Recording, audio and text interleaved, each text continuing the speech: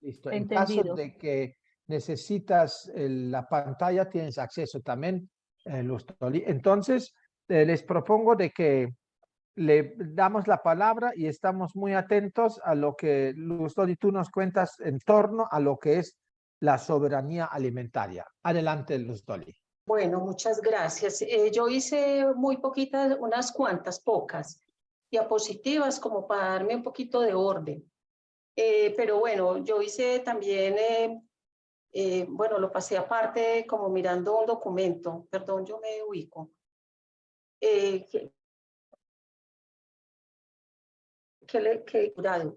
es que me paso para el otro y me quedo sin ustedes. Ahorita comparto. Más o menos cómo lo pensé. Bueno, primero estuve mirando, yo me he sentido muy... Yo voy a estar un poquito retirado. ¿Sí me escuchan bien? Sí, o me acerco más. Te escuchamos muy bien. Kennedy, Bueno. por favor, si cierres el micrófono, Kennedy, porque si no, de pronto si alguien en el espacio habla, entonces tenemos problemas. Gracias. Bueno, entonces, ¿qué les digo? Bueno, a propósito de lo que conversaba hace un momento Elisa, pues he tenido la oportunidad en mi tránsito pues por la universidad de conocer muchas experiencias como a ese nivel, experiencias sobre todo rurales. Y eso me fue llevando también obviamente a la idea de la soberanía alimentaria, sin ubicarme como muy directamente en que se trata de soberanía alimentaria, sino de mirar el tema de los campesinos y de la agricultura familiar campesina. Bueno, y con la idea de que cada vez que voy a algunos lugares, me conecto como con ese tipo de temas y eso me llevó como luego a enfocarme en el tema de la soberanía alimentaria. Entonces, a propósito de todo eso, y bueno, y también pude conocer un poco de lo que llaman agricultura urbana, que hay gente que proviene de movimientos principalmente de agroecología, que no solamente argumentan el tema de la soberanía alimentaria, sino que prácticamente dicen que a partir de la agroecología pues se genera lo que llamamos la soberanía alimentaria. O se podría construir este tema. Bueno, entonces yo les escribí unas cuantas, muy poquitas diapositivas en las que trato como de tomar unos elementos que quedan abiertos para la discusión y con la idea de que ojalá produzcamos un documento que a propósito debería tener, ojalá, pues diría yo, pensaría yo, ustedes dirán, precisamente todas esas experiencias que pudiéramos plantear para que nos ubiquemos como más claramente en el tema, que tiene muchas conexiones con lo que hemos venido trabajando en este grupo. Yo veo que cuando uno ya va leyendo como los temas con un poquito más de profundidad, se va encontrando que son temas que se han trabajado en este grupo, que se manejan mucho en el Almanaque del Futuro y también en estos temas que Jorge nos ha invitado. Por ejemplo, pues yo ayer no pude estar en uno que planteó de biotecnología, que está muy conectado, pero por ejemplo, cuando invita a Tania Riccardi, es una cosa maravillosa porque conecta estos temas también. Entonces yo veo que hay muchas conexiones y nosotros pudiéramos producir un texto que nos hable de esas conexiones. Bueno, entonces yo qué hice en estas diapositivas. En principio, y luego se las paso. En principio, como que es lo que se entiende de una manera muy institucionalizada, la soberanía alimentaria. Luego, como un planteamiento crítico, más que todo desde la vía campesina. Y lo que ellos plantean en general, aunque, como les digo, es demasiado simple. Unas, digamos, diapositivas que muy de caricatura sobre la concentración de los alimentos en el mundo por grandes corporaciones, las consecuencias y algunos esbozos de lo que se propone como para lo que se propone precisamente para trabajar o hacer transición hacia sistemas pues soberanos, sistemas alimentarios soberanos. No alcancé a poner por ejemplo, la propuesta de Petro, lo que haya avanzado al respecto, aunque sí lo había recogido en un documento aparte. Entonces yo les voy a compartir pantalla para mostrarles estos argumentos. Espero que sí salga. creo que es aquí, me dicen si lo están viendo. Lo vemos, lo vemos. Le vemos. Gracias, dice ahí. No, ya entré a la primera. Perfecto, adelante. Sí, ya lo están leyendo. Se lo Bueno, ve muy bien, se lo ve muy bien y saludamos también a Miguel que subió también al carro, Miguel Fajardo, ay, así qué que bueno. todos juiciosos leemos. Adelante. Bueno, y yo creo que como este borrador y más como trazos generales sobre lo que puede ser la soberanía, que puede tener obviamente una discusión por parte de todos, porque hacen parte de la discusión y en lo teórico y en lo práctico, nos pueden alimentar con todas sus experiencias. Y yo creo que a mí me alimentó y me gustó muchísimo pensar que pudiéramos tener un documento con todo. Entonces, parto es como de decir lo que dice la soberanía alimentaria de Miguel Altieri, que es una persona que trabaja estos temas y afortunadamente vive hoy en el suroeste antioqueño, también en un centro de agroecología, y ha trabajado muy fuertemente hace años sobre el tema de la soberanía alimentaria. Él dice que es el derecho de las personas para producir, distribuir y consumir alimentos sanos y cerca de su territorio de una manera ecológicamente sostenible. Él plantea precisamente, tomando los temas que están muy cercanos también a la economía solidaria, que nosotros deberíamos desarrollar en lo pequeño, no solamente la propiedad del suelo, sobre todo las economías campesinas, que son las que más han abastecido a la mayoría de la población con los alimentos, pero que eso debería significar también como el derecho de propiedad de estas tierras, el acceso, pero también la autonomía en el control de ese recurso, en el control de las semillas, en el control de las aguas, etcétera.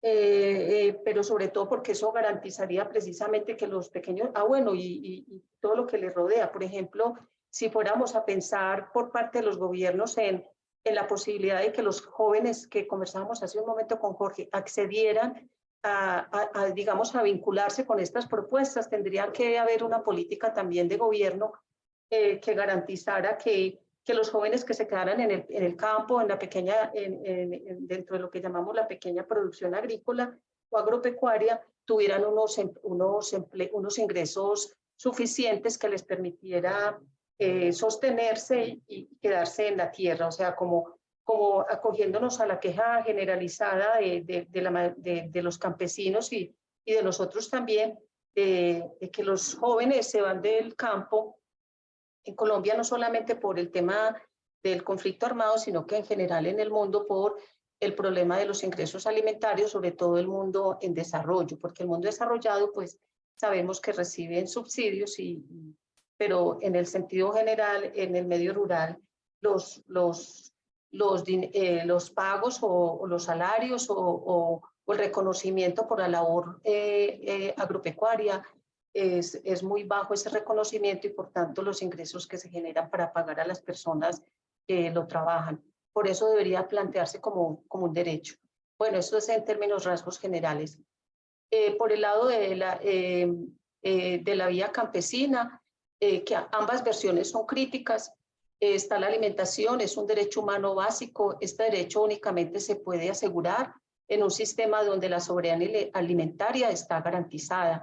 Soberanía alimentaria es el derecho de cada nación para mantener y desarrollar su propia capacidad para producir los alimentos básicos de los pueblos, respetando la diversidad productiva y cultural.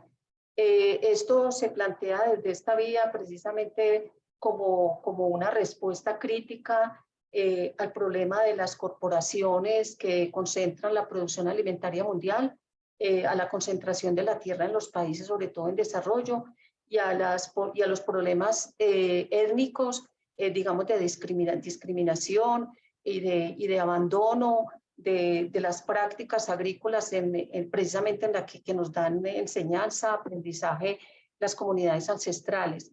Y ellos plantean en general, no solamente Miguel Altieri, sino la vía campesina, que precisamente la agricultura tradicional, esa que viene desde el tiempo prehispánico, es una agricultura que ha tenido ese respeto por la naturaleza, ese reconocimiento de los derechos de la naturaleza, y que recuperar toda esta tradición es lo que nos llevaría a garantizar, con todas las amenazas que tenemos en el presente, nos llevaría a garantizar precisamente la soberanía alimentaria. la posibilidad de desarrollar la autonomía también como un derecho que tenemos todas las personas a alimentarnos de manera sana. Entonces esto tiene demasiados elementos, pues que además muchas aristas que de muchos temas que hemos trabajado, pero que es como una parte, una forma de esbozarlo para generar como la conversación. Esto es muy institucional, que estos datos que están acá, actualizados, que provienen después de la pandemia, en decir precisamente que alrededor de 193 millones de personas en 53 países o territorios se encontraban en contextos de crisis con una inseguridad alimentaria aguda o en situaciones peores. Esta cifra representó un incremento de casi 40 millones de personas en comparación con cifras máximas que ya habían sido registradas en 2020. Es decir, después de la pandemia que se recrudecieron todos los problemas que habían en el mundo, la parte alimentaria fue la que más se excedió en la falta precisamente de los alimentos para las personas y que aumentó precisamente a raíz de esa falta en este caso de los alimentos, aumentó la pobreza en el mundo y que ese incremento fue demasiado alto. Inclusive entre el 2016 y el 2021, el incremento fue acelerado, o sea que fue antes de la pandemia y después de la pandemia, pero la pandemia recrudeció esta crisis.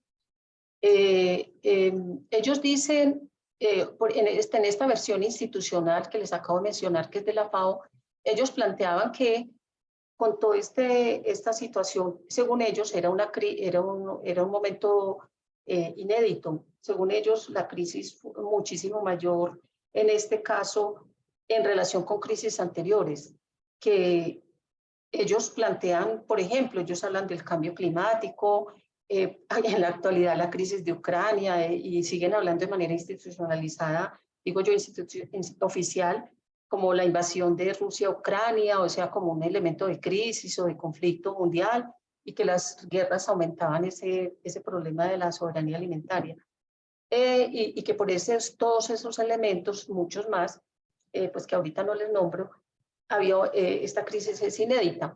Pero resulta que la versión crítica que viene desde la misma vía campesina dice, no es una crisis inédita, no es una nueva crisis, es una cara de crisis anteriores que se da en el medio rural y que se derriba del control casi total del sistema alimentario por el capital transnacional, con el apoyo de los programas neoliberales después de los 90 que recrudecieron estos problemas, estas crisis, y que no todos los gobiernos siguieron esos planteamientos neoliberales, pero todos aquellos que lo siguieron recrudecieron aún más estos efectos en la población. Entonces ahí tenemos dos versiones, una crítica que dice que es una crisis más del sistema, diríamos capitalista, en lo que llamaríamos un sistema capitalista mundial, siguiendo pues a otro autor, y los que dicen de manera muy, aunque sean muy aparentemente organismos multilaterales que apoyan a la población, de todas maneras siguen siendo versiones oficiales que dan otras, digamos, otras causas a los mismos problemas que hemos tenido siempre. Entonces eso nos pone como en situación muchas veces de ver los problemas de una manera desenfocada, pues lo digo yo. Mucha gente lo ha dicho, pero en este caso es responsabilidad mía, ya que están grabando. Bueno, entonces ahí hay como dos versiones. Precisamente surgiendo, y aquí hay como una síntesis que saca la misma FAO y de la cual pues también dan cuenta, por ser un asunto también muy estadístico, dan cuenta a otros organismos también, como la Vía Campesina, de que la intensidad y frecuencia de los choques climáticos se han aumentado en el mundo, se han duplicado con la primera década, prácticamente en lo que llevamos del siglo XXI, que en los últimos 10 años alrededor de 1.700 millones de personas se han visto afectadas por desastres relacionados con el clima. El 90% de estas personas se convirtió en refugiados climáticos, o sea que van que buscan mayores condiciones de vida en otros países. el hambre, la desnutrición y la pobreza son más difíciles de superar debido a las guerras, los conflictos, los desastres naturales en curso, y que todo esto obstaculiza aún más los aspectos del sistema, de todo lo que tenga que ver con el sistema alimentario, que va desde la recolección, procesamiento y transporte de alimentos hasta la venta, disponibilidad y consumo. Partiendo como de este estado de cosas que tenemos ahí, la Vía Campesina tiene pues que copiando este enlace que les puse acá, ellos hacen en diversos idiomas, hacen una declaración que viene de la Declaración de Roma, en la que plantean en 1996, en un futuro sin hambre, en qué consistía para ellos precisamente la soberanía alimentaria. Y ahí retoman estos aspectos que les acabo de mencionar en términos de que el sistema económico capitalista y toda esta concentración del capital, y más aún en este tiempo del capital financiero que especula con los bienes básicos y ahora con los alimentos, son los que están trayendo todas estas problemáticas a nuestros países. Ellos ahí precisamente abogan por esa soberanía alimentaria que cobija pues otros aspectos de la vida, ¿cierto? Que mejore las condiciones de los campesinos, que desarrolle la solidaridad entre las personas y que permita que haya políticas públicas de apoyo a los pequeños productores. Esto pues se los dejo para que ustedes lo vean más adelante. Entonces ellos plantean inclusive frente a mucha gente que habla pues de la escasez de alimentos en todo el mundo, ellos dicen hay suficiente comida para alimentar a todas las personas en el planeta. El problema es el acceso y la disponibilidad de alimentos nutritivos. En esa medida, pues ellos plantean las políticas liberales, la agricultura industrial, los transgénicos y todo lo que está moviendo en este momento a todas estas corporaciones que buscan aumento en rendimientos y ganancias, es lo que está buscando precisamente, eso es lo que está llevando precisamente al aumento de las desigualdades y al problema mundial del hambre, al problema mundial de la falta de alimentos, que ya no es la escasez en el suelo, sino en el plato de comida de las personas más pobres. Ellos son los que están concentrando la tierra, sobre todo las tierras agrícolas más productivas, los recursos oceánicos, las semillas y todo lo que hace posible que se genere precisamente eso que demandamos como soberanía alimentaria. Porque ellos dicen que ellos tienden a dominar y que prácticamente se han apropiado del 80% de los alimentos producidos por los mismos agricultores familiares, ¿cierto? Entonces todo esto es lo que en el fondo está en el tema de las desigualdades. Entonces, como un dato, para mostrar esta concentración, mirando que hay 10 en el mundo, hay prácticamente, está concentrado, bueno, ese datico no lo puse aquí porque, como les dije, esto es como un borrador muy grande. Hay 10 marcas en el mundo, solo 10 marcas en el mundo que concentran la producción alimentaria en el mundo. Y entonces el planteamiento aquí es posible que, y ellos aquí están representados en 3 diapositivas, en cuáles son las marcas que ellos, son corporaciones que concentran estas marcas, son los dueños de todas estas marcas. Entonces un planteamiento que dicen, a veces la gente se ubica en las marcas y reconoce las marcas, pero no reconocen, por ejemplo, que esas marcas corresponden solamente a 10 corporaciones que concentran que concentran los productos alimentarios y de bebidas en el mundo. Entonces la gente ve las marcas, pero no ve a las corporaciones. O a veces reconoce algunas corporaciones, pero no reconocen que de esas corporaciones son todas estas marcas. Entonces, por ejemplo, observen que solamente de Kellogg's, Danone, Mars y Associated British Foods concentran todo este grupo de marcas que les paso en la diapositiva. En la segunda que les paso también aparecen las otras marcas, Nestlé, General Mills y Unilever, algo así. También ellos concentran este montón de marcas que, bueno, no sé si quedó como ponerlo más grandecito, para que vean todo. Se ve muy bien. Sí, bueno. Y aquí en la siguiente está el otro grupo de estos 10. Aquí está Mondelez, PepsiCo y Coca-Cola, también todas estas marcas que ellos tienen. Entonces, la gente en general desconoce esta concentración y porque no ven detrás este poder corporativo que es el que está prácticamente manteniendo el problema que hoy tenemos de concentración de los alimentos y que son además los productores de agrocombustibles que además también son los que están disminuyendo la producción alimentaria, ¿cierto? Y que todo esto básicamente está en el tema de los rendimientos y de las ganancias y que no está precisamente en la producción de alimentos. En términos, siguiendo pues con el problema que tenemos de fondo, el planteamiento es que ese sistema económico es inequitativo, amenaza tanto a la naturaleza como a la gente con el único fin que ellos tienen de generar ganancias y concentrarlas en unas cuantas personas.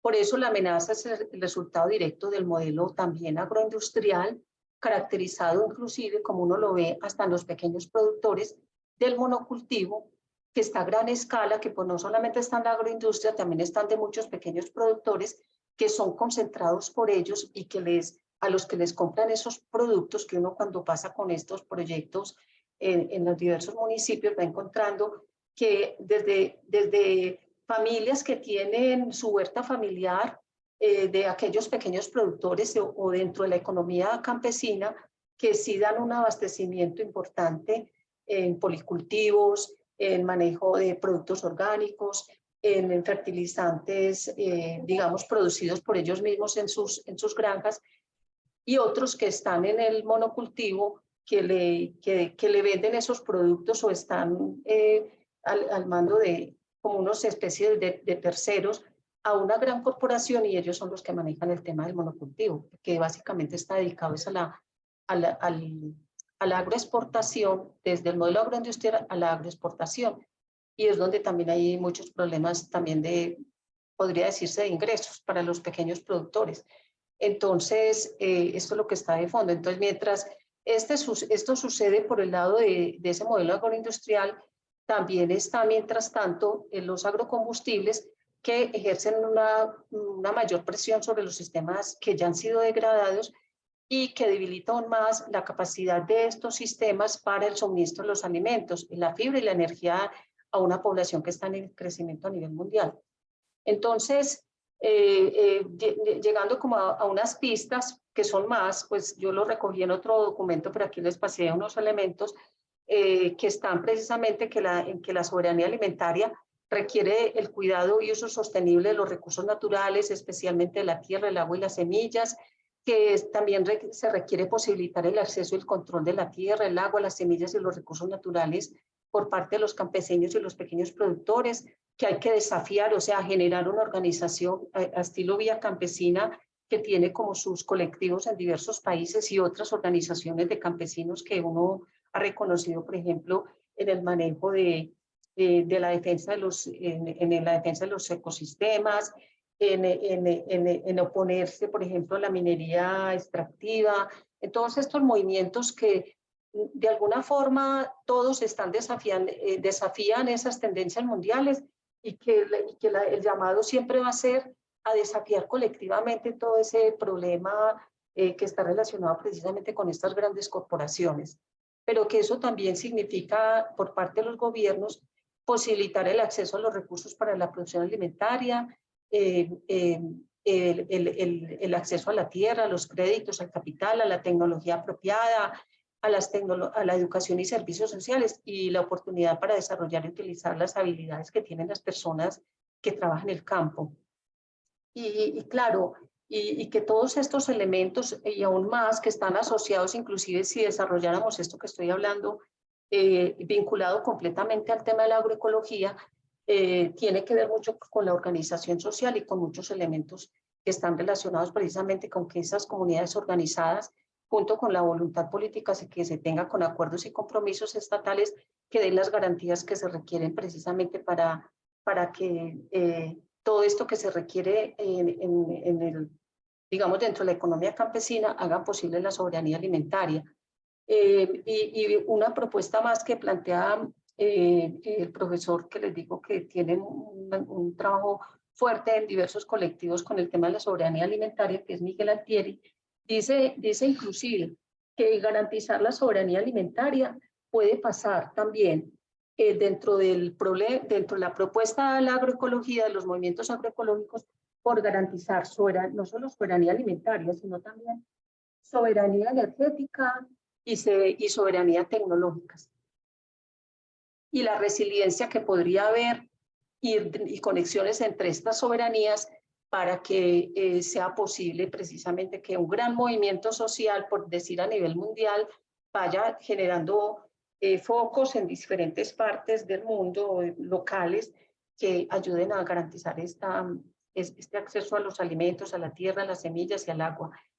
Y un asunto muy clave, pues, que me gustó muchísimo en un reciente viaje que hice, pues, un poco para cerrar y abrir la conversación, es que había una diferencia muy grande, aunque se hable, por ejemplo, de que es necesario que los jóvenes, hombres y mujeres, tengan mejores recursos y mayor apoyo para poder quedarse en la tierra, en el ámbito rural, y que vean como una posibilidad también de estar en mejores condiciones y no se vayan a las ciudades. Un asunto muy interesante, me gustó mucho, me llamó mucho la atención, es que es el contraste que hacen. Dicen, vea, si usted observa a un campesino, si usted se fija en esta economía campesina familiar, ellos no están esperando ingresos, sino los ingresos suficientes para tener una mejor calidad de vida. A ellos les dan mucha importancia a la producción alimentaria de sus huertas, al sostenimiento de los policultivos, de generar inclusive que dan la posibilidad de mayores rendimientos si los miráramos por hectáreas, pero ellos lo están mirando es en relación con la satisfacción de las necesidades básicas de su familia, de sus seres cercanos, y si eso lo miran uno en entornos locales, eso es lo que va a garantizar más claramente la soberanía alimentaria, porque ellos no están mirando ganancias ni cosas que se excedan a lo que ellos necesitan para la satisfacción de sus necesidades y de una vida plena. Es decir, tienen concepciones muy distintas a las que podría tener una persona en la ciudad que quiere más artefactos, que quiere más de otras cosas. Ellos tienen un vínculo más cercano a la naturaleza, a sus familias, y por eso quieren es que esas vidas y esa existencia sea la que sea garantizada. Eso me llamó mucho la atención y yo dije, claro, es que es así, esa mentalidad está mucho más cercana a los equilibrios ecológicos, a los equilibrios con la naturaleza, al relacionamiento con la tierra, a la vida para el planeta. Y en esa medida, por eso también creo que dentro de la propuesta del nuevo gobierno, que es como no muy conocedor de estos planteamientos, está precisamente el tema de garantizar la propiedad de la tierra a los pequeños productores, de mirar todos estos temas de la agricultura o las prácticas agropecuarias tradicionales en el sentido pues ancestral prehispánico, de garantizar el acceso a los créditos, a la propiedad de la tierra, etc. Entonces sí, yo veo que hay una consonancia ahí como que en la medida en que estos gobiernos conocen de estos temas y saben que de alguna forma esto es lo que ayuda a que estamos en mejores condiciones para tener, como decir, un desarrollo para la vida, pues en esa medida es que las cosas pueden avanzar y obviamente que exista como esa voluntad política y que quienes ostentan los poderes corporativos y en cada país pues lo posibiliten, ¿cierto? Y hay otras discusiones pues que no traigo a colación en términos de todo el conflicto colombiano, que ahora sí pues con todas estas situaciones de acuerdos que se están logrando y ojalá se avance, uno observa que ahora sí están dispuestos a vender la tierra por las tierras más fértiles que están concentradas y que, por ejemplo, en una persona que tiene un poder muy grande que se llama y que es de apellido Laforí, ahora sí va a vender todas sus tierras fértiles y por una gran millonada, pero que por lo menos hay una voluntad. Entonces, ¿qué significa? Que en el caso de Colombia, un desarrollo rural integral que fue acordado en La Habana con el proceso de paz requiere un tema presupuestal bastante amplio. Gracias. Hasta ahí son todos los trazos que me generaron esta conversación y que aspiro a alimentar y desarrollar con el apoyo de todos ustedes y con que me puedan por ahora decir Muchas al gracias. respecto. Muchas gracias, Luz Dolly, por Dejar de esta, compartir. ¿Cómo por dejo es- de compartir? digamos, arriba puedes, creo que hay una opción de decir que sales de la pantalla, no de la pantalla, que no sales tú de la pantalla, sino es una buena pregunta, cómo sales. Pero nos vemos, entonces es lo de menos, o sea, Arriba hay una línea verde y sí, ¿Ah, sí? dice dejar de compartir o algo así. sí. Dejo ahí. Sí, es que la veo abierta, Y pero al no sé. lado de la verde queda otra opciones de vista. Dice dejar de compartir, creo. Sí. En la parte donde dice opciones de vista, haces clic, después se abre una Dejar ventana de y compartir, la vi abajo, eso, ya la ahí vi. está. La vi, Listo, pero perfecto. abajo. Muy bien. Ah, Gracias. Yo estaba mirando para arriba. Muchas gracias. Bueno, No. eso es como una especie de provocación más bien de todas las cosas que se vienen con todos estos temas. Y obviamente la propuesta está en todo lo que hay que hacer y todo lo que se debe desarrollar precisamente para garantizar esa soberanía alimentaria.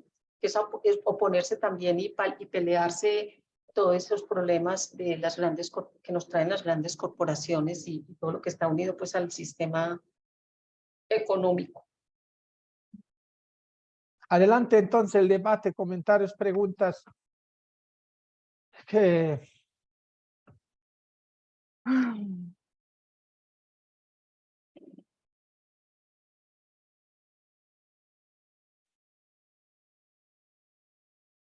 Ay, hola, Miguel. Hola, hola, bueno, los Miguelito, saludo. Pude alegría de ingresar verte. igualmente, tan cerquita y no te veo, le dijo un ojo al otro. Sí, Ay, sí. Qué bueno verlo. Nos Bueno, encanta verte. me le estábamos alegra, me diciendo a alegra. Jorge que estas reuniones deben ser presenciales. Una en San Gil, una en Bucaramanga, una en Una en Medellín. Medellín, Ah, bueno, en una en Medellín, Vélez. en Vélez, no solo en Vélez, porque Vélez tiene ahora parque nuevo. Así. Ah, Sí, está sí, sí, parque nuevo, sí. está estrenando un parque bonito. Hay que Ay, viajar a conocerlo. Sí, sí, el, yo ya lo vi. Tiene una estatua linda en la mitad. Una sí, estatua, no, ¿cómo se llama? Sí, una cosa en piedra preciosa. sí, está muy bien. Bueno, pues finalmente pude ingresar porque la reunión de Ajá. Barichara se canceló, entonces Ah, aquí escuché a Luz Dolly en esta introducción que nos hacía este tema tan interesante y tan de moda. Yo estaba mirando y señalando algunas cosas de las que tú estabas señalando y me parece que hay como, como tres problemas básicos que valdría la pena conversáramos acá porque están en otros escenarios conversándose. Y tal vez el primero es el de la transformación, la alimentación como mercancía y no como derecho como estaba. Y aquí yo haría una distinción entre lo que es alimentarse y lo que es nutrirse. Creo que está bien que comamos y que nos alimentemos, pero eso trae de pronto preguntas. Lo que comemos nos nutre, lo que comemos es saludable, entonces hay que ir más allá de lo que denominamos la seguridad alimentaria para pasar también a la seguridad nutricional. Eh, Ese es un primer tema de problema.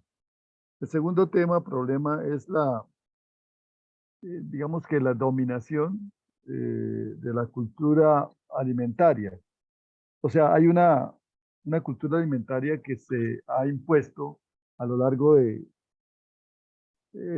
la historia y va diciéndole a la gente qué es exactamente lo que hay que comer. Las publicidades, las publicidades a través principalmente a través de televisión y de los otros medios, pues te invitan a consumir los alimentos principalmente ultraprocesados y los alimentos que son ofrecidos en los centros grandes del mercado de productos alimenticios. Entonces aquí hay un tema de la destrucción, por así decirlo, de toda la canasta alimentaria y nutricional que tienen las poblaciones en sus territorios. Son muchas y muy variadas y nos vamos quedando con una cultura alimentaria que es fundamentalmente basada en unos productos agrícolas limitados y bien identificados, en unos productos ultraprocesados, tanto de proteína animal como de vegetales. O sea, todo a la mesa nos llega empacado.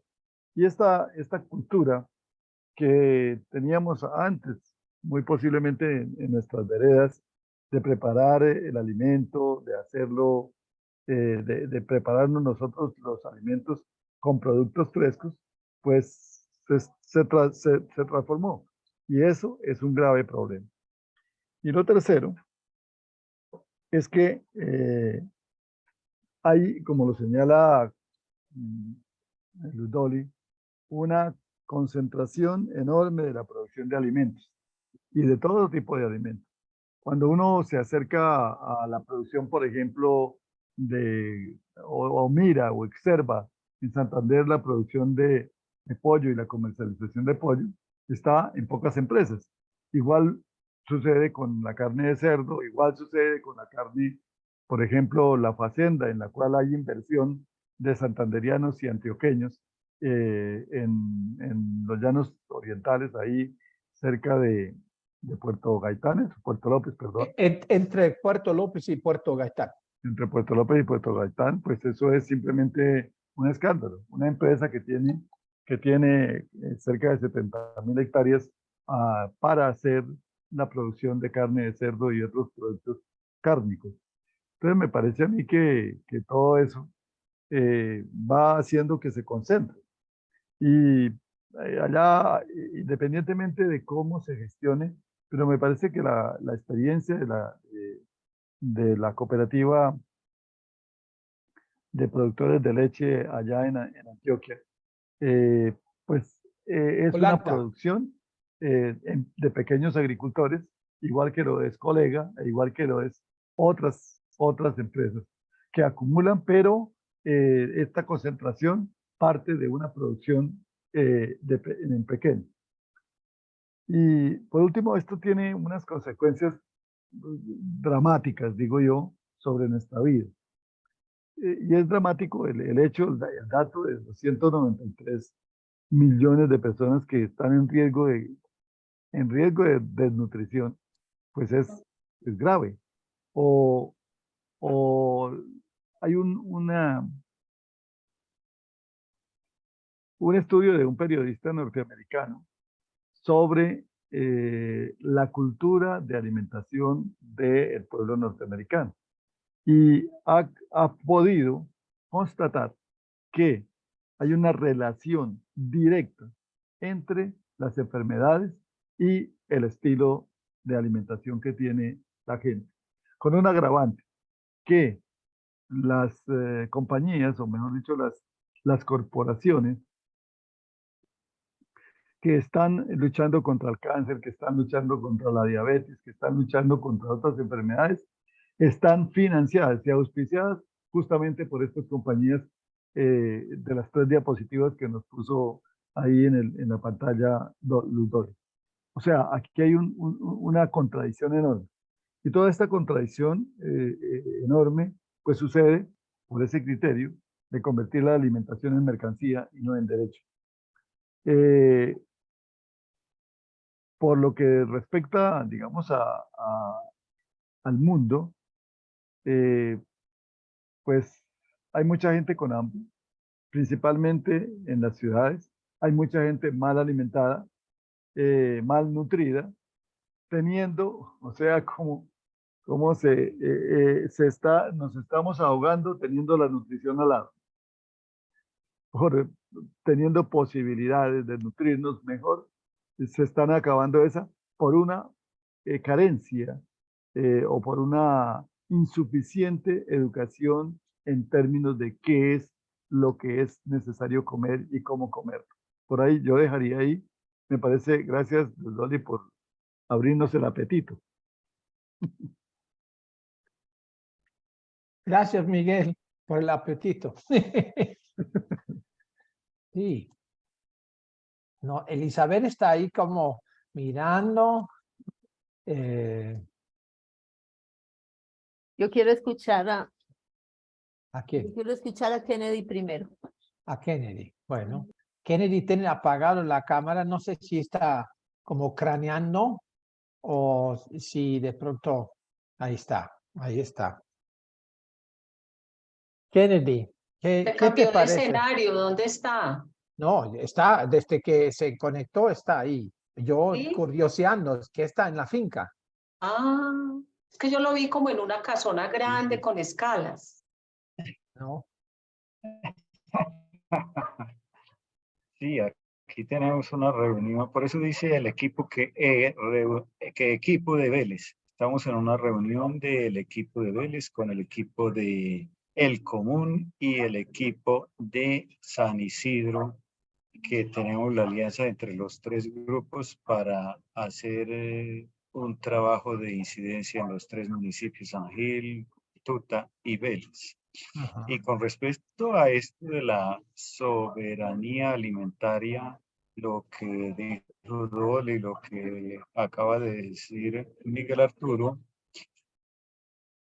podríamos seguir hablando sobre esos temas y algo muy importante, lo que tiene que ver con la renovación generacional. Necesitamos mirar a ver cómo es posible que los jóvenes se queden en el campo y que muchos jóvenes también que han sido del campo y están en las ciudades y que no están haciendo nada, sino se han convertido en problema social, regresen al campo. Ellos tienen el conocimiento, tienen la capacidad y muy seguramente sus padres o familiares tienen también los terrenos. Y si no, también con esas políticas del Estado, de este gobierno, de la redistribución de la tierra para que tengan esa posibilidad de tener su terreno.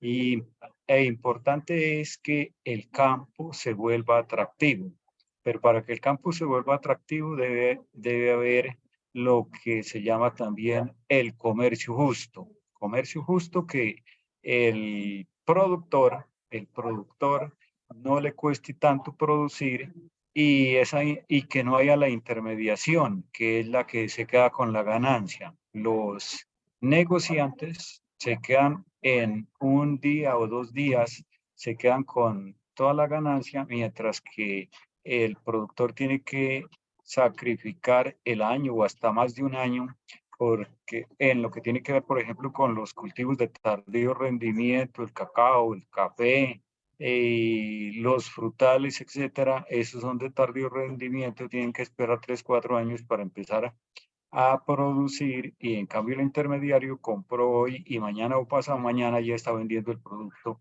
quedándose con prácticamente con lo que debía quedar al campesino, y a la canasta familiar, a la mesa de los consumidores, ya le llega a unos precios muy elevados.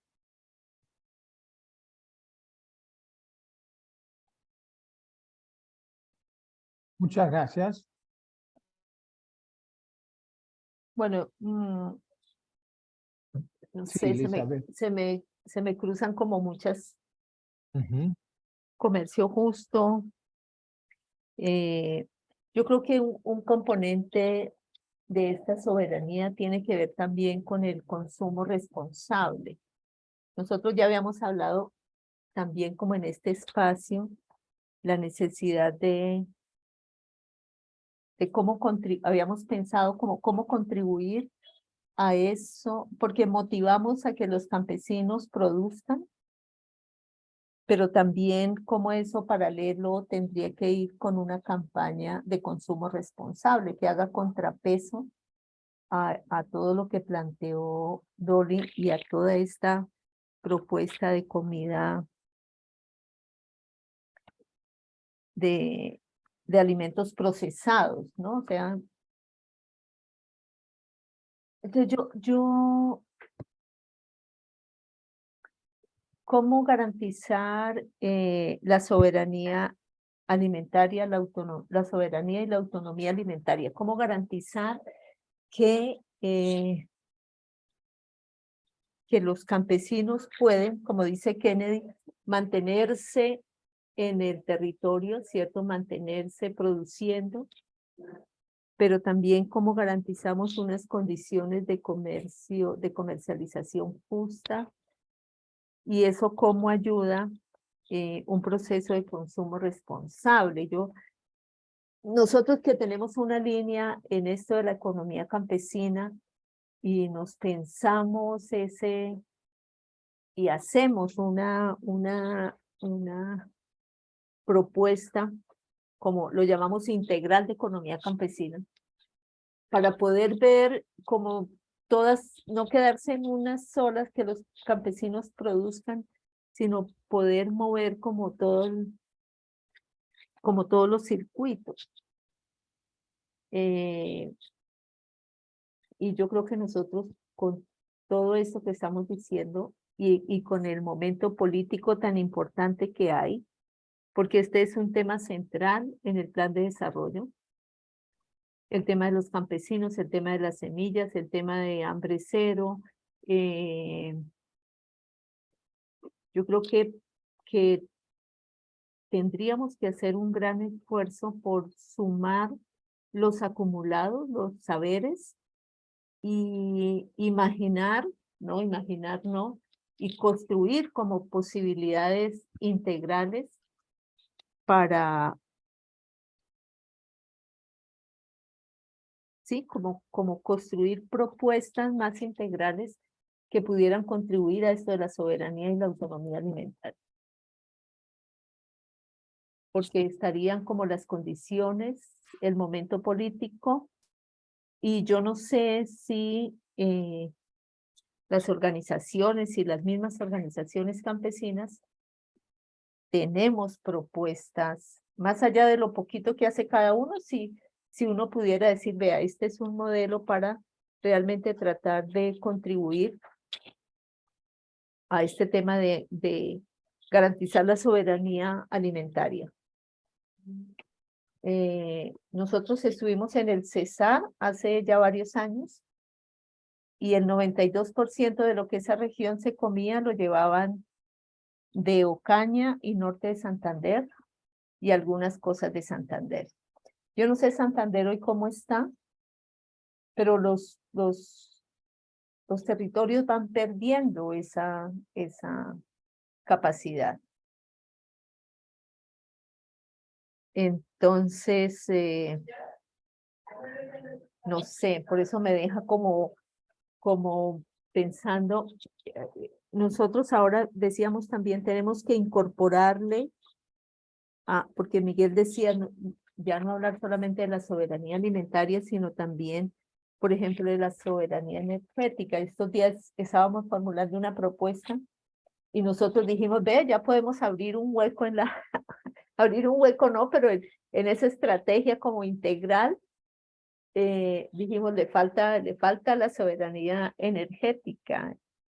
Y bueno, no sé, me deja pensando que este grupo podríamos concentrarlo, yo no sé, Jorge y Dolly, Miguel y Kennedy, pero cómo hiciéramos una construcción, un discurso, bueno, no un discurso, pero si pudiéramos más finos construir, ¿cierto? Una propuesta de cómo avanzar en esto de garantizar la autonomía y la soberanía alimentaria. No sé. No se me ocurre más. No, pero ya es Muchas bastante. gracias. Además de la propuesta que estás aquí llevando, ¿no? Diciendo que más que un discurso, una posición, un planteamiento, una secuencia. Miguel, tú levantaste la mano. Abre el micrófono, Miguelito. escuchando, escuchando a Kennedy y lo que estaba señalando Elizabeth, pues se vienen unos temas que en los territorios se está haciendo muy, muy necesarios trabajarlo. El primero, que tiene que ver con la economía campesina. Y sobre la economía campesina, yo creo que hay un tema, y es que los cercanos, digamos aquí alrededor de la finca que yo vivo, que vivimos nosotros aquí con Trinidad, pues están diciendo que la economía campesina no es ningún negocio. O sea, no se puede vivir de la economía campesina. Y Kennedy lo decía, ¿cómo hacemos atractivo? La pregunta de Kennedy es cómo hacemos atractivo la producción de alimentos, pero no de cualquier manera, de alimentos sanos. Porque la producción campesina, a través de, ustedes recordarán que hubo un proyecto en el Ministerio de Agricultura y Desarrollo Rural, denominado cadenas productivas.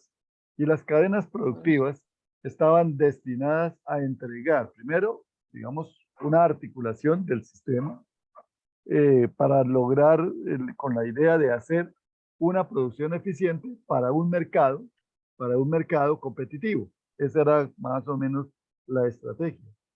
De estas cadenas productivas, pensemos, por ejemplo, café, caña de azúcar, pensemos en los cítricos, pensemos en los frutales de exportación, y a la gente la inducían a que se quedara con un cultivo especializado. ¿Para qué? Para sacarle mejor rentabilidad. De hecho, por ejemplo, en la provincia de Vélez, toda la olla del río Suárez está cultivada de caña, y el plátano tienen que comprarlo en otro lado. A veces hay que traerlo del Valle del Cauca, pudiéndose cultivar aquí. Igual nos pasa, por ejemplo, en este momento con la yuca que consumimos. Aquí en Santander se consume bastante yuca, pero la producción que había en Charalá, Páramo, Valle y toda esa sección, pues se ha disminuido y han tenido que importar yuca de Saravena. Entonces, este consumo energético pues va en contra de la economía campesina local territorial. ¿Cómo logramos entonces crear? Esa pregunta de Elizabeth me parece mágica y la estamos tratando de trabajar. Acá, tanto en Vélez como en esta provincia de Guanentá, con algunas experiencias. ¿Cómo logramos hacer que haya producción local y mercado local? Es decir, que nuestros productos, los productos que se producen aquí en la región, tengan un consumo local. Empezamos a ver, y esa, ¿cómo se llama? Esa capacitación hay que proponerla pues urgentemente. Lo segundo es que ya al comienzo lo señalaba Dolly, ¿dónde está la tierra productiva? O mejor productiva, digamos un poquito más productiva. Pues están en los valles, donde hay buena acumulación de agua, de sistemas hídricos, o está en las sabanas, en los altiplanos de sabana, como es el caso de las vegas, de los ríos. Y esas tierras, como siempre, y no solamente después de la colonia, sino también antes de la colonia, pues son apropiadas por las élites de las sociedades. Así pasaba en México, así pasaba que en el Valle del Sogamoso, por ejemplo, donde estaban radicados los indígenas, los muiscas que estaban ahí, estaban en el Valle del Sogamoso. ¿Dónde estaban aquí los guane? En unas tierras fértiles muy buenas, muy vivideros, como era la Mesa de los Santos y la provincia de Guarentá. O cómo estaban los agatáes allá en esas llanuras en esas pendientes de Vélez que eran tierras fértiles.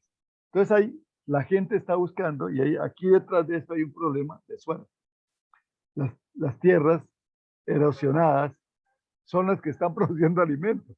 Estas tierras erosionadas, las de Ocaña, o caña, aquí todas estas terrenos de acá de la provincia de Guarentá u otras tierras están erosionadas, pero al mismo tiempo, pues no hay esa transformación. Digamos, mucha gente de Vélez, conozco yo bastantes familias que en este momento se fueron en su tiempo a Saravena, otros que se fueron a lejanías, allá a lejanías es en el Meta, y fueron desde aquí de estos lados de Santander, se fueron a buscar mejores tierras. Entonces aquí hay un problema que es también cómo se produciría esa redistribución de la tierra en los campesinos que están asentados. El 70% del campesinado está asentado en las cordilleras, en pequeñas parcelas. Ahí entonces habría que hacer otro trabajo sobre los suelos. Hoy nos dijeron, oiga, cultive que el negocio es mandarina. La mandarina en este momento acá en San Gil no vale la pena recogerla. Yo llamo a los vecinos que vengan a recoger mandarina, pero no hay quien la compre. Y si la compran, le dicen a uno, pues déjela ahí, si la quiere dejar a 6.000 pesos la canastilla, pues a 6.000 pesos se la pagamos, y se la dejamos ahí si la deja ahí. Hay un señor aquí vecino que vendió a futuro y dijo que había vendido a 30.000 pesos la canastilla, y que la vendió, hicieron el negocio, pero que la gente no ha venido a recogerla, se le va a perder toda. O sea, hay un tema, o el tema santanderiano del limón Tahití, es buscando cómo exportamos ese limón Tahití y la gente pues también quiere pues tener rentabilidad de esos negocios, Entonces aquí hay, de nuevo encontramos un tema central de nuestro grupo y del grupo Resonancia y del mundo, y es que tenemos que impulsar transiciones. Las transiciones, una primera transición, el consumo local. Una segunda transición, ¿qué es lo que nos nutre aquí en el territorio? Una tercera transición, ¿cuál es mi mercado propio? ¿Para quién produzco yo alimentos y los voy a producir en primer lugar para la cercanía, para los cercanos? Y incluida la familia. Por eso esto de la agricultura familiar es un tema muy interesante que habría que desarrollar, pero nos encontramos que este es un tema neurálgico en la calidad de vida de las personas y tenemos que hacer mutaciones también muy fuertes, Jorge, en ese curso que se hizo de la salud en tus manos. Me parece que eso hay que seguirlo desarrollando, impulsando, porque es la manera también de asumir con responsabilidad la alimentación y la nutrición y entregarla también a la gente como una posibilidad de transformación interior de los consumos. Dejo ahí y disculpen que me alargué. ¿Puedo decir algo? En las intervenciones, el moderador, Jorge. Sí, sí. Sí, yo creo que han tocado muchos temas y que de alguna forma en esos esbozos es que son demasiados temas, pero por ejemplo, el de la cultura alimentaria, que valdría la pena, pues yo creo que todo vale la pena, pero en este caso de integrar todos estos temas con una propuesta general que recoja todos los temas, pero quería decirles, por ejemplo, en términos de algunas experiencias que he visto, que cómo le hacemos, pues, así como he encontrado eso que plantea Jorge, plantea Miguel, precisamente en términos de que hay unos pequeños productores que por el tema de los ingresos terminan produciendo o solo naranjas o solo, por ejemplo, aquí pasa con la gulupa, y pasa pues con otros productos. Yo en algún momento que también pasé por el lado de Boyacá veía monocultivos de cebolla, monocultivos de papas y toda la cosa así. Entonces es como, habían unas poblaciones muy abastecidas con alimentos producidos con agrotóxicos y otras muy desabastecidas, ¿cierto? Entonces, precisamente uno de los planteamientos pues muy claros pues y que deberían desarrollarse de manera como elemento básico, lo que dice Jorge de la producción local, el consumo local y vincularlo con los temas culturales de educación para la salud, de educación para la vida, relacionado precisamente con esto de la nutrición. Y yo quería como, bueno, y con todo esto que me llevan a pensar también, se me generaron un montón de cosas pues que ya había como que no las puse ahí en el PowerPoint, pero que planteaba los que estaba leyendo. Yo veía, pero en todo caso en muchas experiencias muy claras. Me gustó muchísimo en algún momento poder observarlas y poder hacer un poco parte de eso sin que sea una agricultora. Veía, por ejemplo, mucho en algunas, por ejemplo, en Oriente, como y en el suroeste de Antioquia, creía que era conocido y sabido por los mismos agricultores. Para mí fue sorprendente, después de un proceso investigativo, llevar 3 talleres, que ellos mismos dijeran qué les importaba aprender o qué querían saber y que la universidad mismo se los proporcionara, aunque las universidades en eso yo creo que están muy escasas, porque siempre están hablando también de los recursos y que los recursos son para investigar, para producir artículos, pero ojalá para uno poder difundir las prácticas. Entonces, como una forma de reciprocidad, dado que ellos se quejaban mucho, me ha tocado muchas veces, se quejaban mucho de que las organizaciones iban a buscar información, pero que ellos no veían como una especie de retroalimentación o que les llegaran cosas o bienestar a partir de lo que ellos nos contribuían a la academia.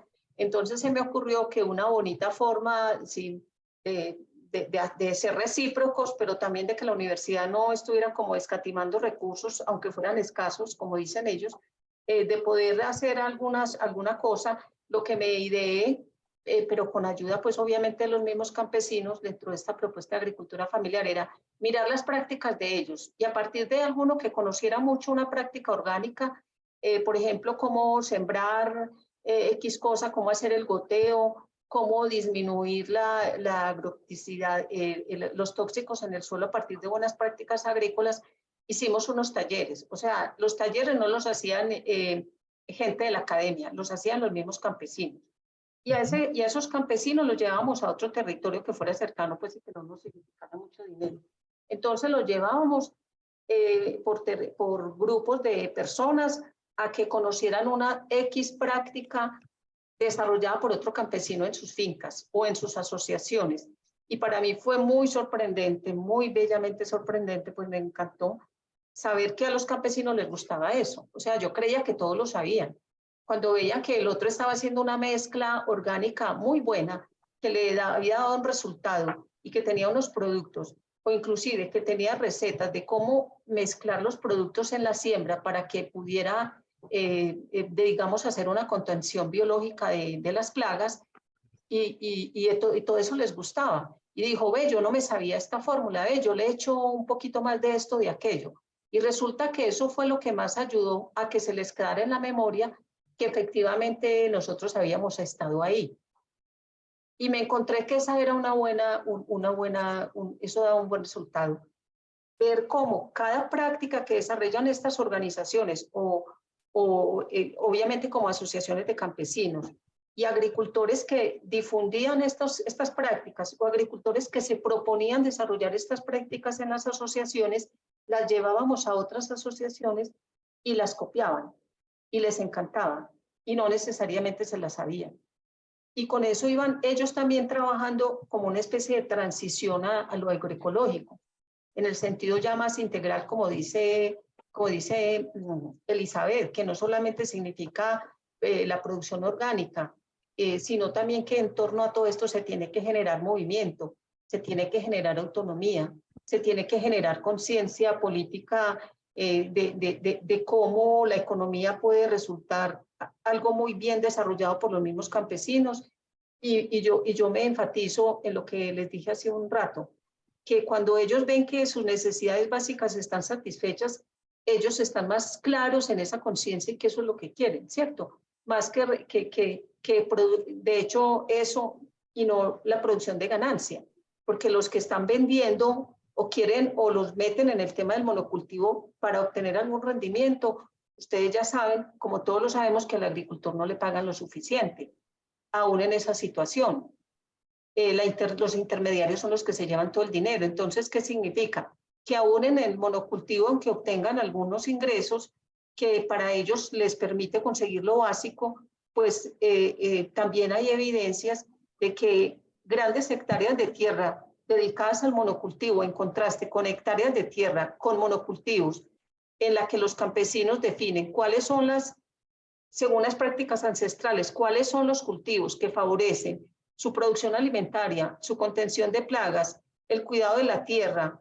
Eso, en términos de resultados, eran muy buenos. O sea, esos dos planteamientos mostraban que los rendimientos eran buenos y que podían inclusive obtener unos ingresos que les permitía no solamente satisfacer esas necesidades alimentarias, sino conseguir otro tipo de cosas. Y otra cosa que yo les he oído mencionar y que también ha sido una cosa que he encontrado dentro de los recorridos que hago, es que cuando ellos producen para el mercado, así sea un mercado local, llevan productos cultivados con agrotóxicos, pero ellos en sus propias fincas o en sus propias huertas familiares producen orgánico. Entonces le dicen a uno, no, es que esto es para mi familia, tomates para el mercado, tomates para la familia, distintos. Lechugas para la gente del mercado local, lechugas para mi familia. Y yo me he encontrado con gente con muy buena conciencia en ese sentido, en el que todo lo que cultivan lo venden en el mercado local. Experiencias de organizaciones, de campesinos que tienen esa posibilidad o que crean redes de comercio, ¿cierto? Por ejemplo, lo mismo Jorge nos ha comentado, por ejemplo, con coliflor, por ejemplo, con uno que se llama, en otro tiempo se llamaba Siembra Viva, ahora se llama Mercaviva. Entonces ellos hacen como redes que posibilitan que al mismo tiempo que esta gente le ayuda a mercadear esos productos a los campesinos, esos productos están garantizados como productos obtenidos con buenas prácticas agrícolas o con producción orgánica. Entonces yo creo que nosotros sí podemos llegar, por decir, como decía Elisa, a pensarnos no solamente en un documento, sino como a generar propuestas que generen esos intercambios. Porque uno de los elementos también que plantean dentro de la agroecología y la soberanía alimentaria era el relato que se hace de campesino a campesino. Las prácticas que realmente se han planteado de campesinos a campesinos. Porque los grandes relatos son de las corporaciones, como decía Jorge, y ha dicho Jorge y ha dicho Miguel.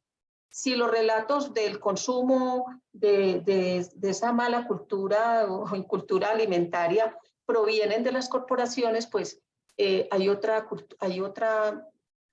planteamientos de ubicar esas narrativas que ya muchos campesinos conocen, pero lo dejan a nivel muy familiar, poderlas difundir. O sea, ¿qué es alimentarse bien?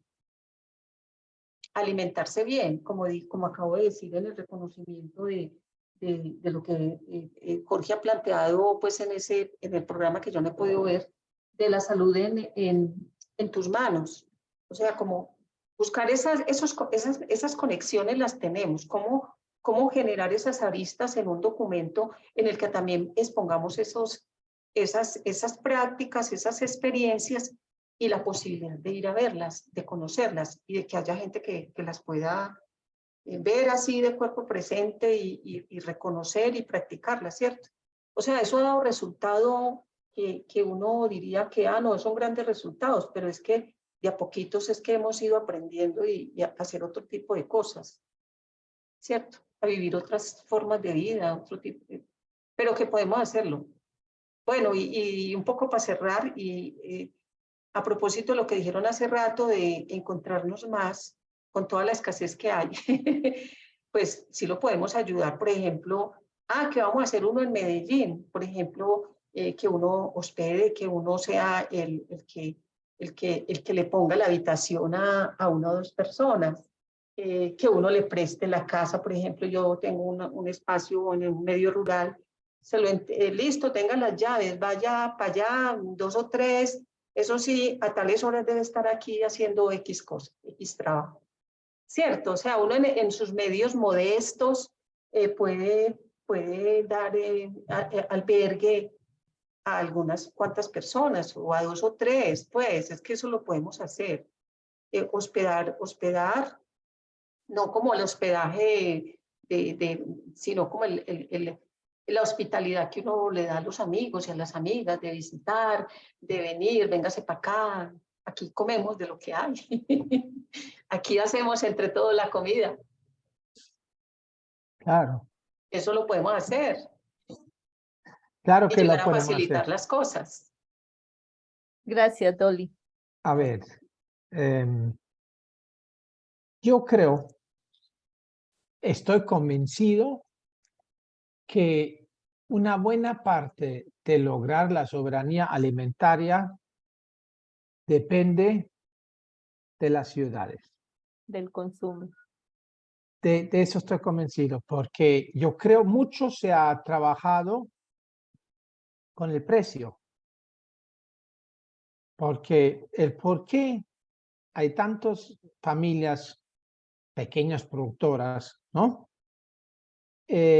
Entraron en la trampa del monocultivo, porque no tienen el acceso directo al mercado, lo han perdido, porque hay intermediarios, porque los pequeños productores han subvencionado la pobreza urbana, ¿cierto? Ahí hay buenos porcentajes de la población urbana que tiene tan poco poder adquisitivo que no pueden, aun cuando quisieran, no pueden pagar precios justos a los campesinos. Y ahí tenemos al mismo tiempo la industria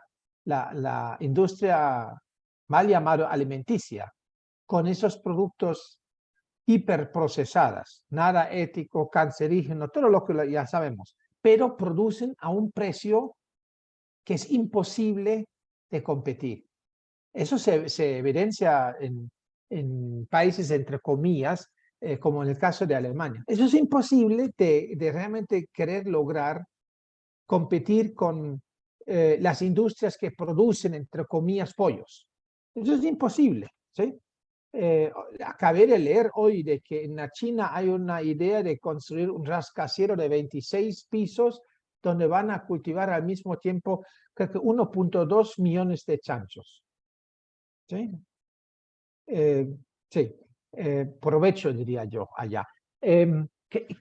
¿Por qué digo que la solución está desde mi punto de vista hasta cierto punto en la ciudad? De despertar suficientes consumidoras y consumidores que estén dispuestos de entrar en una alianza duradera y comprometida con familias campesinas, las que también están conscientes de no seguir creyendo o que de pronto no han caído en la trampa de los monocultivos.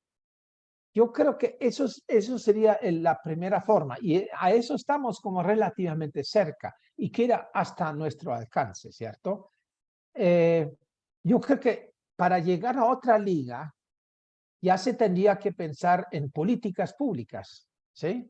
En políticas públicas que hasta en la Unión Europea no se lo alcanzó. En la Unión Europea se subvenciona exactamente esta agricultura a la que criticamos y que no es agricultura sino es agroindustria, ¿cierto? En vez de ayudar económicamente a aquellas fincas que son fincas integrales, o sea, que dicen no a la especialización, que tienen sus chanchitos, que tienen los pollos, que tienen los granos, que tienen las frutas, que tienen de todo un poco, ¿sí? Y los que optan en la producción por esta variedad, que es muy intensivo en cuanto a mano de obra, y sobre todo si se produce de manera sana, se necesita mucho más mano de obra, eso no es viable si no se obtiene un precio justo para todo. Y ahí estamos otra vez en lo que es el tema del precio, ¿cierto?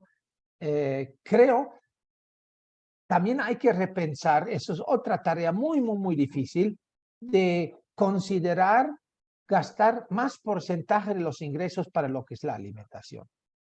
Porque cuando analizamos históricamente, las familias dedicaban 30, 25, 35% de sus ingresos para gastar en su alimentación. Eso ha bajado y volvió a bajar y volvió a bajar más y volvió a bajar más por debajo del 10%. En el caso de Alemania la cifra no es actual, pero en promedio una familia gasta 6% de sus ingresos para comprar la comida. Claro, ¿qué comida compra? Hiperprocesada, agroindustrial, porque ningún campesino podría vivir de los magros precios que hay en el mercado. Entonces, creo que ha sido un proceso de exclusión sistemática por parte de la agroindustria a los pequeños productores, por acostumbrar a los consumidores a que los 3 Bs, ¿no? Lo bello, bonito y lo barato, ¿cierto? Y donde al final quedaban afuera del mercado. Y ahí sí se les dice, no, hay un nicho. Eso es el monocultivo. En eso ustedes tienen chance de ser competitivos. Ya sabemos con qué desenlace, ¿sí? Porque al final los productos en monocultivos, inclusive producidos por los pequeños,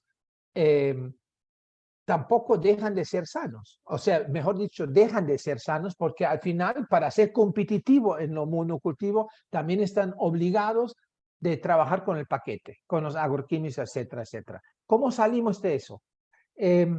Yo personalmente, yo no creo de que la economía campesina cabe ahí.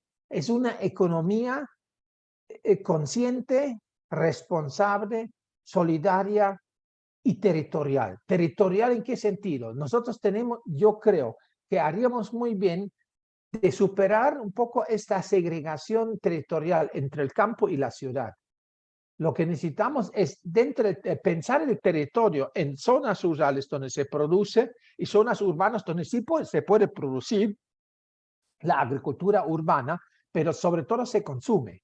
Yo creo que para mí el territorio son esas dos dimensiones y sobre eso deberíamos intentar coadyuvar como grupo, de pensar en voz alta, de dejar algo por escrito, de hacer bulla, diciendo, ¿qué tal si intentamos de avanzar un poco más sobre esas alianzas? Yo creo que para mí sí, esas son alianzas. Donde quien tiene una situación mucho más vulnerable son las y los productores usuarios pequeños, porque si no tienen una solidaridad y un compromiso por parte de los consumidores, es casi imposible a que se escapan realmente del calvario que está predibujado para ellos. Y yo creo que a nivel urbano hay que seguir trabajando. Yo creo que hay avances en esto. De pronto, una de las pocas cosas positivas de la pandemia es que haya más personas que están más conscientes de no comer cualquier cosa, ¿sí? Eso es una ventaja. A partir de ahí, sigue diciendo, ojo, a ver, tendríamos que lograr que las personas no les interese solamente comer sano, sino también interesar y quién produce lo que yo como. Como dejamos de producir nuestras comidas, las manos de quién lo está produciendo y en qué condiciones vive la persona que está al final dedicada a producir mi comida. Eso es solidaridad. Eso también es reciprocidad, ¿no? En un territorio. Igual a eso lo podemos aplicar al agua, lo podemos aplicar a la comida, lo podemos aplicar a muchas cosas las que compartimos y de lo que dependemos tanto el campo como la ciudad, ¿no?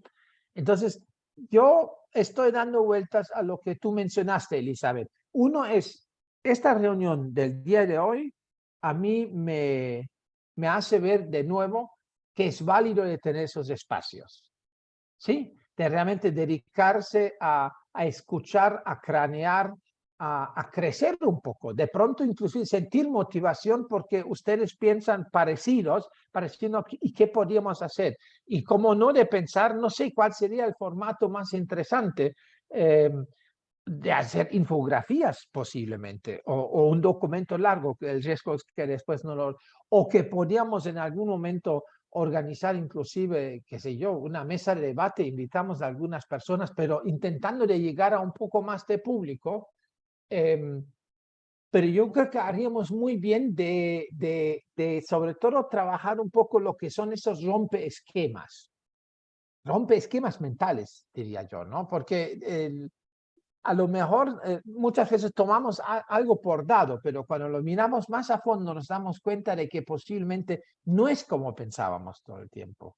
Y creo que el tema de comida, de la soberanía alimentaria, es para mí el tema más importante porque creo entre quienes entran a una lógica de transición, por lo general es la comida por donde se entra a empezar y a experimentar una transición, ¿cierto?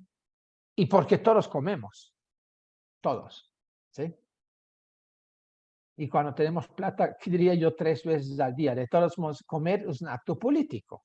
Y ahí sí, es esa dimensión política, y en donde yo creo que quien tiene más el sartén por el mango es un poco más él y la consumidora, y donde él y la productora dependen un poco de, digamos, de dar la mano, diciendo construyamos alianza.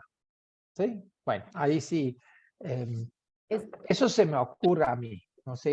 Para irnos. Quisiera como compartir una cosa que estuvimos trabajando estos días, pensando la sostenibilidad de los procesos que estamos acompañando en varias veredas.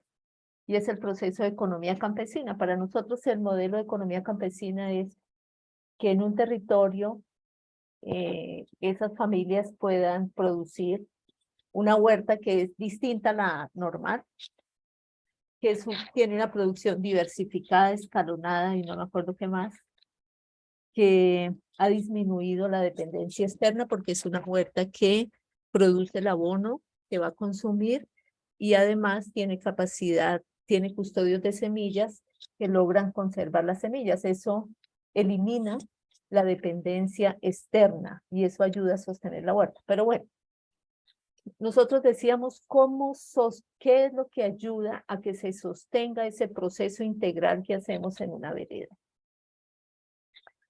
Y a nivel interno, hay unas prácticas que las familias deben, o deben no, que las familias mantienen, ¿sí? Es producir los abonos, las semillas, mantener el mercado, la comercialización de lo que queda, porque la huerta inicialmente es para el consumo, para el autoconsumo y para el consumo en la vereda, y lo que queda poderlo comercializar en un mercado campesino. Ayuda a que se sostenga unas prácticas internas, ¿sí? Como esas. Pero hay unos elementos externos que ayudan a la sostenibilidad. Y esos elementos externos son 3. 1, políticas del gobierno. Si logramos que la alcaldía establezca, por ejemplo, un acuerdo municipal para que se haga el mercado campesino en el parque o lo apoye, bueno. Segundo, el tema de los consumidores. Si los consumidores presionan, entre comillas, pero si los consumidores están ahí y le dicen a los campesinos, oiga, ¿cómo así? ¿Por qué no volví a traer tomate o cebolla? O sí, están pendientes del consumo, eso ayuda. Pero estoy diciendo los elementos de la sostenibilidad externa, ¿sí? Y el tercero, identificábamos nosotros que tenía que ver con los medios de comunicación. Los medios de comunicación pueden difundir, por ejemplo, en San Vicente, el colectivo de comunicadoras, ellas tienen un programa radial y la emisora se lo pasa. Y la emisora ha dicho, uy, cómo hemos ganado de audiencia con ustedes, porque la gente escucha a los campesinos. Bueno, pero son como los 3 elementos externos que ayudan a la sostenibilidad: el gobierno, los consumidores y los medios de comunicación. Y hay un tercer elemento para la sostenibilidad, que es la articulación. ¿Cómo logramos que el mercado campesino de San Vicente o de Piedecuesta, o ahora que estamos en el Carmen, se conecte con la experiencia de los mercados campesinos que hay en otro lado? La red de mercados campesinos en Villavicencio, o la red que hay en Cali, o nuestros custodios de semillas cómo se conectan fueron a una pasantía hace poquito a Medellín. No me acuerdo a dónde, pero llegaron encantados a ver una dinámica de custodios de semillas allá. Bueno, esos son como algunos elementos de cómo contribuir a que se sostengan procesos de producción de alimentos. Nosotros no peleamos todavía tanto porque la gente deje de producir lo que produce para sostenerse. Si produce mora, lo que estamos peleando es porque deje un pedacito para la huerta, ¿sí? Si siembra café, usted no puede pelear porque ese es el producto que le da para sostenerse, ¿sí? Pero que vaya incorporando la huerta. Aunque Jorge tiene razón, ya hemos encontrado familias que han hecho un cambio, ya pasaron del monocultivo, así sea, porque los campesinos son pequeños propietarios, no tienen grandes cantidades, pero en esa pequeña propiedad igual tienen monocultivo. ¿Sí? Pero hemos encontrado ya familias que, como la huerta es diversificada, ¿no? Tiene pancoger, tiene frutas, tiene hortalizas, tiene todo eso, y hay una alternativa también de comercialización, han ido encontrando que en verdad pueden quedarse solo con una producción diversificada y económicamente les puede resolver. Hay que ponerlos a ellos a que lo digan en su propia voz a otros, porque es muy difícil que uno como externo llegue a decirle, no, cambia el café por esto, eso no tiene ninguna posibilidad. Ya, eso era como lo que quería que compartir. Ya.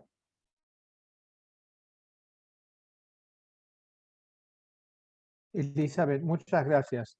El compañero Beleño No nos te escribe, vayas. no, muy interesante tema, tendré que retirarme por momento, me comprometeré a escuchar la grabación. Dios les bendiga, feliz tarde. Yo les hago la siguiente propuesta. Para la próxima vez, de aquí en un mes, yo les mando como siempre las coordenadas a todo el grupo, por supuesto, además de las grabaciones. Creo que deberíamos quedarnos en el tema a profundizar.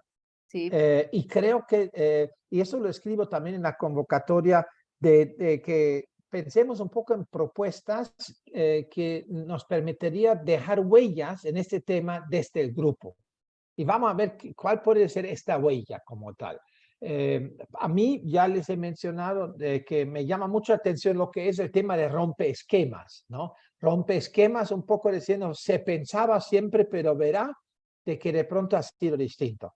De que de pronto unos cuantos pequeños genialidades como tal, como contribución nuestra, digamos, al tema, y donde de pronto pensando en formatos, como vos, Elizabeth, tú lo dijiste, o sea, podemos tenerlo, entre comillas, muy claro en la película, o por lo menos lo creemos que lo tenemos claro, pero eso todavía no significa de que nosotros seamos los mensajeros más adecuados de esas buenas nuevas, por ejemplo, así el tejido socioorganizativo rural. No, ahí hay que pensar un poco en estrategias distintas, pero pensémoslo para la próxima vez. Y los insumos, ¿cuáles pueden ser? Por un lado, lo que Lustoli preparó, y dos, la grabación. La ventaja nuestra es si tenemos una capacidad de retención de memoria, no necesitamos escuchar la grabación porque lo tenemos todavía presente.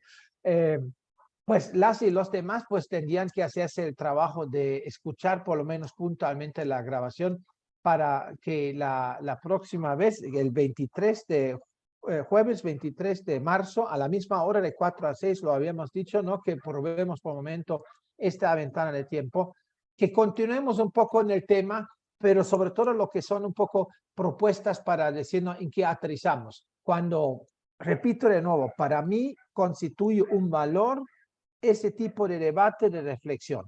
Eso de por sí para mí ya es válido de que yo invierto mi tiempo aquí, pero más allá de esto podríamos hacer la pregunta ¿y cómo podemos dejar huellas? No sé si les suena esto. Me gusta, está bien. yo estoy de acuerdo que nos quedemos en el tema y quisiera que de esta conversación que a mí me ha dado como una claridad, me deja un poco más sobre la soberanía energética, solo para incluirla en unas cosas que estamos pensando, Y el pero creo tema, que el tema de la soberanía tecnológica, a propósito de la innovación que tú mencionabas, con el sí, tema que debe manejar muy bien Miguel de las tecnologías apropiadas, que está muy presente en estos asuntos. Sería muy bueno generar todo eso. sí, Eso que dicen los rompesquemas, que Sí. no todo lo que ya está o va a ser grande es lo que está cambiando la vida de la gente. sí. Pero Miguel yo creo mandó. que, Sí, nosotros Elizabeth. hemos dicho cosas interesantes que si uno vuelve a oír, podría ir como estructurando algo. Yo no sé si Dolly pone en modo texto la presentación y si Claro. pudiera, y luego lo pones en un drive o pudiéramos conversar algo. Pero yo creo que han salido, si uno vuelve a oír, yo creo que han salido ya ideas como muy interesantes que nos Yo dan me pistas comprometo, claro que sí. para profundizar. Eso Claro. del papel de los consumidores, Ujú. pongámosle Sí, más vueltas y más cosas más concretas y nos puede salir algo. Y lo otro sería si podemos tener alguien que nos ayude con lo del plan de desarrollo, con el plan nacional sobre este tema, para ver qué tanto plantea y de pronto qué pistas también hay ahí o qué, claro. no sé, Sí, por ahí. yo me comprometo porque yo les di como unos trazos generales precisamente teniendo en cuenta también al final esa revisión. Y lo que puse en el PowerPoint era de un documentico que hice como aparte en Word, trazos generales que fui sacando de ahí para ponerles a ustedes en PowerPoint y me quedara un poquito más organizada la presentación de estos trazos. Ok, Entonces, entonces, claro, yo lo entrego mejor en esa forma, lo reviso en muy bien. ese Word corto, trato de retomar algunos elementos, aunque ustedes son mucho más ricos en la conversación que lo que yo pueda recoger en el Word, pero lo voy a hacer en esos términos, me gusta mucho. Y claro, del plan de desarrollo lo paso, está ya ahí, lo tengo en un pequeño documento cortico. Entonces, Luzoli, entonces arrancamos la próxima vez con el saque tuyo y posiblemente, digamos, de los cincelazos que ya hemos dado el día de hoy. Miguel, tú levantaste la mano, ahora, por favor, tienes derecho de hablar porque nosotros aquí ya Qué hablamos pena. todo el tiempo. Miguel. Abriendo el micro, si no, eso no, ya. No sé, sí, de acuerdo con lo que están proponiendo, me parece bien. Yo he tomado nota de estos elementos y me parece que hay unos temas que se podrían resaltar acá, y es que cuáles son las mejores hipótesis para hacer los rompesquemas. Y creo que para aquí, digamos, si queremos llegar allá, tendríamos que también escuchar algunas experiencias. Me gustó la experiencia de la persona que fue a visitar a los campesinos allá este ir a visitar a los campesinos de un lado para otro, los que fueron a Antioquia y llegaron contentos por haber visitado una experiencia que seguramente está produciendo transformaciones. La segunda cosa que me parece que podemos traer como experiencia, yo invitaría aquí, bueno, aquí estamos trabajando en Santander con la RENAF, que es la red de agricultura. No tenemos todavía, digamos, una estructura fuerte, pero ya hay experiencias de mercado, de mercadeo, de construcción de mercado. Esta construcción de mercado, pues es importante porque ahí está uno de los elementos del rompecoco y es construir esas redes conscientes. Y por ahí podríamos nosotros decir, bueno, hay que mirar qué es lo que podemos aprender ya de las acciones directas de los campesinos. Y claro, de acuerdo con, estemos entonces al primer saque con Dolly, y con la idea de encontrar propuestas innovadoras para avanzar no solamente en la reflexión, sino también en aprovechar, como dice Elizabeth, aprovechar la conversa para mejorar nuestros procesos que estamos desarrollando. Muy bien. Maravillosa tarde. Yo anoto todavía rompe esquemas. Hipótesis para romper esos esquemas. Sí, y lo otro para no olvidar para la próxima vez también es luego conocer testimonios, ¿no? Sí, Eso nos podría también de adentrarnos un poco más todavía a la temática como tal. Ojalá que la próxima vez se suben más al carro, estoy casi seguro, y que se nivelen, pero también traen sus ideas. De mi parte les agradezco por el tiempo, por volar libre, ¿no? De soñar, porque si no tenemos capacidad de soñar, sería muy triste, ¿cierto? Para Miguel, todo lo mejor el sábado de recuperas el 100% de la visión, ¿cierto? gracias. Y a ustedes una feliz semana Claro. todavía, ¿cierto? Sí, Estamos en el media jueves, semana. viernes. Bueno, y no olviden, aquí en San Gil hay capacidad para 2, 4, 5, 6 personas en la casa. Así es de que, bienvenidos. Mucho ojo, Jorge. eso lo podemos hacer muy pronto, ¿sí? Sí, hagamos una sesión presencial que el debate presencial es mejor. Vámonos para San Gil. Bueno, Me La encanta próxima San vez, Gil, no me nos encanta. olvidemos, no nos olvidemos entonces, para la próxima lo podemos lanzar, a ver si vale, se vale. animan, o inclusive de que yo creo que hemos dicho de que este año queremos hacerlo en septiembre el evento, o sea, estamos en febrero, o sea, de pronto antes, pero por más tardar en septiembre podríamos hacerlo, claro. No, pero hay unos debates en verdad que son más productivos face to face. No, sí, claro. No, además la Y dimensión este social. tema alimentario es, Sí. Fuerte. me encanta Bueno, verlo. muchas Lindo, mejorías, cuídate. mucha buena Jorge, salud. chao. Que te hagan Dolly, un cosas muy, que abrazo. salgan muy bien. Que les vaya muy bien. bonito. Chao, Gracias. Chao, chao. chao.